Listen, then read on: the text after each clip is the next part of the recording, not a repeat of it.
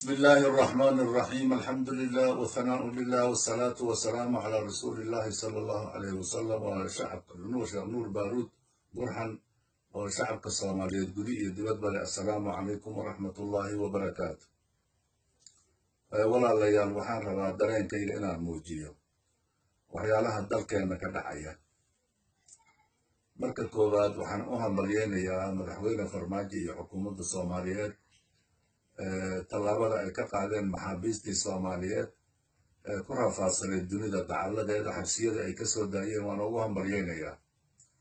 Hambalyada labaad waxaan u dirayaa baarlamaanka labadiisa aqal oo isku waafaqay shirkadda xun inay waddanka ka mamnuucaan DP World.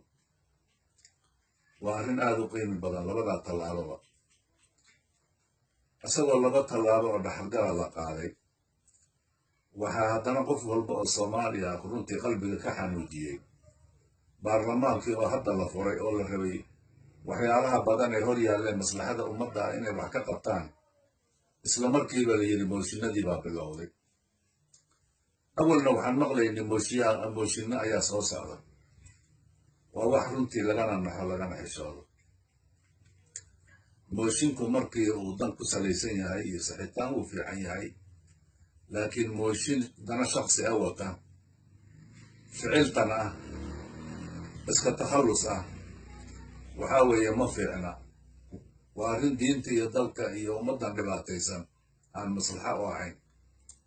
miyaynu arki la'nahay shacabka Soomaaliyeed dhibaatada ku haysatay dunida dacaladeed, kuwa oonka iyo gaajada u dhimanaya abaaruhu hayaan, kuwa cudurradu laynayaan, kuwa badaha Liibiya ku dhimanaya, kuwa saxaraha ku dhimanaya. miyayna daw ahayn sharaftii Soomaaliyeed inaynu baadi goobno? goormaynu noqon dad diin laho ilaahay ka baqo? goormaynu noqon maynu noqon dad ummadooda u diirnaxo oo damiirla? goormaynu noqon? runtii ilaahay baan ka rajaynaynaa sida sawaabka inuu ina waafajiyo. waxyaalahan maanta taagan oo mooshinada iyo waxa la sheegayo aniga aragtidaydu waxaa weeye saad awalna ii taqiineen war walaalayaal inaga daaya, war aan dhaqaaqno horey u soconno. war waddan caadi ama nihin, waddankii dagaal baa ka socda, 30 sano ku dhowaad buu burbursan yahay. war duruuf gaaray u baahan tahay, caqli gaaray u baahan tahay. sidii dad dalabsan oo iska ciyaaraya inaynu maalinba mooshin iyo khilaaf. war qofkii khilaafkeeno waxaad ogaataa Soomaali inay sidaas sii ahaatay inaad rabtid, shabaab inuu guulaysto inaad rabtid, waddanku dhibku inuu ku dheeraado inaad rabtid. sidaasay noqon haddaad rabtid iyo hadday sidan caqli kaa tahayba, laakiin way iska noqonaysaa. waxaan leeyahay shacabka Soomaaliyeed intaana taanihin baarlamaanka waxaan u gudbinayaa war walaalayaal war inaga daaya mooshinka noocuu yahay iyo cid laga keenay. war moshinku wuubana dhibi. mooshinka naga daaya. qadaayaadka hortiina yaallee maslaxada ummadda ah kaa ka hadla. sidaas waa sida aan ku talinayn jeclahay. hadday dhici weydo oo la yidhaahdo mooshin baa laga keeni ama xukuumad laga keeni ama cid kale laga keeni oo wareerkii iska daba wareegii hala galo iyo in horey loo socdo hala diido, waxaan leeyahay shacabka Soomaaliyeed oo si fiican ii maqal. ilaahay dad buu inaga dhigay, dad nool baynu nahay. war walaalayaalow aan diidno. waddanka shacabka wax ka sarreeya ma leh. baarlamaanadan innagaa doorannay, maamulka iyo madaxdoo dhan innagaa doorannay. sidaan rabna hadday u socon waayaan, hadday ciyaarta inaga dayn waayaan iyo danaysiga, aan dhahno maya ma yeelayn. waxaan ugu baaqayaa shacabka Soomaaliyeed, weliba 17 degmo ee Muqdisho aan ballan lahayn, waxaan idinku baaqayaa marna inaynaan yeelin in mooshin iyo wareer saacaddan layna geliyo.